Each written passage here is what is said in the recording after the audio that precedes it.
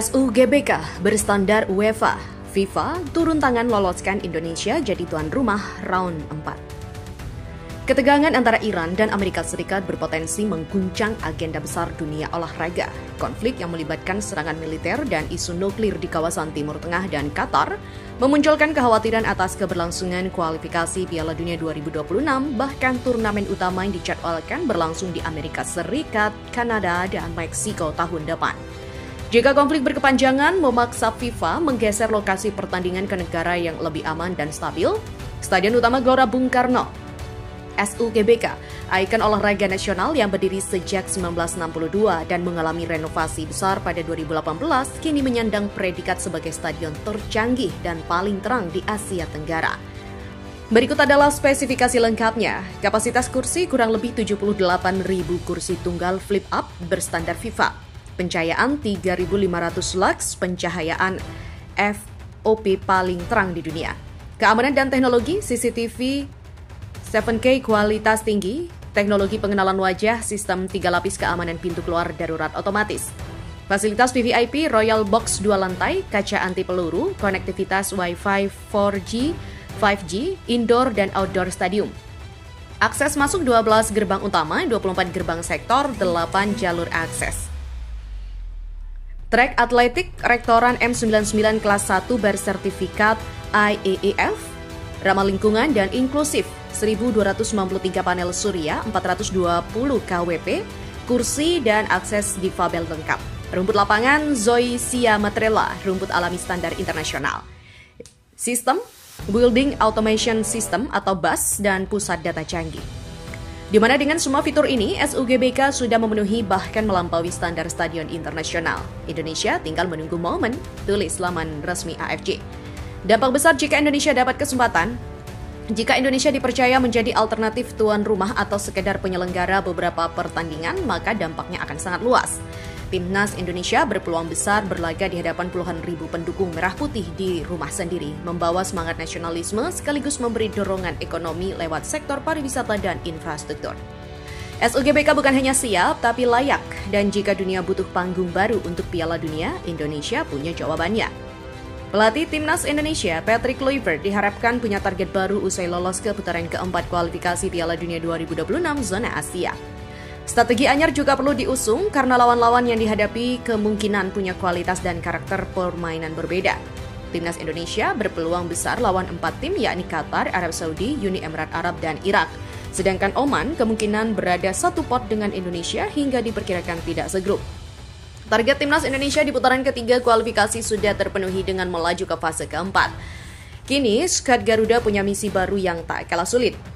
Putaran keempat kualifikasi Piala Dunia 2026 zona Asia diikuti 6 tim. Nantinya peserta akan dibagi menjadi 2 grup berisi masing-masing 3 kesebelasan. Hanya juara dari masing-masing grup yang berhak mendapat tiket lolos ke Piala Dunia 2026. Sedangkan tim yang finish di posisi runner-up akan melanjutkan perjuangan ke putaran berikutnya. Selain punya target baru, Timnas Indonesia juga butuh strategi baru dan ini berkenaan dengan lawan yang mungkin berbeda dari putaran ketiga. Satu hal yang pasti adalah Jay Itzes dan kawan-kawan akan melawan tim dari Timur Tengah. Beberapa di antaranya sudah pernah bersua di putaran sebelumnya. Arab Saudi sudah dihadapi pada putaran ketiga, sedangkan Irak juga sudah dilawan di putaran kedua. Sementara Qatar, Uni Emirat Arab, dan Oman juga pernah bersua Indonesia dalam berbagai kesempatan. Hal positif tentunya menjadi harapan. Untungnya, Kluivert mau berkompromi untuk meninggalkan prinsip 4 back yang jadi andalannya. Legenda Ajax Amsterdam dan Barcelona itu mau mendengar sekaligus menerapkan saran dari para asisten 2 menggali kebutuhan serta kemampuan pemain yang ada. Timnas Indonesia kini menerapkan skema 3 back tengah seperti di era Shin Taeyong. 2 back sayap kiri dan kanan berperan penting dalam menusuk zona lawan sekaligus menopang penyerang sayap di depan. Hasilnya 2 kemenangan dan 2 kali kalah dari 4 pertandingan yang dipimpin Kluivert, di mana torehan itu cukup membawa Timnas Indonesia ke putaran keempat kualifikasi. Sementara itu, menjelang digelarnya babak keempat kualifikasi Piala Dunia 2026, Timnas Indonesia mulai mendapatkan sorotan dari media asing. Media Vietnam Bongda melontarkan tanda tanya besar, akankah Indonesia kembali menambah pemain naturalisasi demi memperkuat skuad Garuda? Pertanyaan ini muncul menyusul keberhasilan timnas Indonesia melaju ke babak keempat kualifikasi Piala Dunia 2026 zona Asia. Meski hanya finish di posisi keempat klasemen akhir grup J pada babak ketiga. Dari 10 laga yang dijalani, skuad Merah Putih mengumpulkan 12 poin hasil dari 3 kemenangan, 3 hasil imbang, dan 4 kekalahan. Media Vietnam mempertanyakan kesiapan skuad asuhan Patrick Kluivert menghadapi lawan-lawan tangguh di babak keempat, termasuk tim-tim kuat dari Timur Tengah seperti Arab Saudi, Qatar, Uni Emirat Arab, Irak, dan juga Oman. Menunggu titik balik dari Indonesia di kualifikasi Piala Dunia 2026, akankah ada lebih banyak pemain naturalisasi? Tulis Bongda dikutip pada Rabu. Dengan persiapan sekitar 3 bulan sebelum memasuki laga sengit, pertanyaannya adalah, akankah PSSI terus memperkuat skuadnya dengan mendatangkan lebih banyak pemain naturalisasi? Tulis Bongda. Mereka juga menyoroti bahwa dengan waktu persiapan sekitar 3 bulan sebelum laga perdana, babak keempat yang dijadwalkan Oktober 2025, evaluasi menyeluruh sangat dibutuhkan. Salah satu area krusial yang disoroti adalah sektor pertahanan. Dalam 10 pertandingan babak sebelumnya, Indonesia kebobolan 20 gol. Ini menjadi alarm bagi pelatih Kluivert dan tim pelatih untuk segera membenahi lini belakang, baik melalui peningkatan taktik maupun penambahan pemain berpengalaman termasuk opsi naturalisasi. Peningkatan kualitas skuad menjadi hal yang mendesak meski mencapai putaran keempat dengan 12 poin setelah 10 pertandingan, 3 menang, 3 seri, 4 kalah.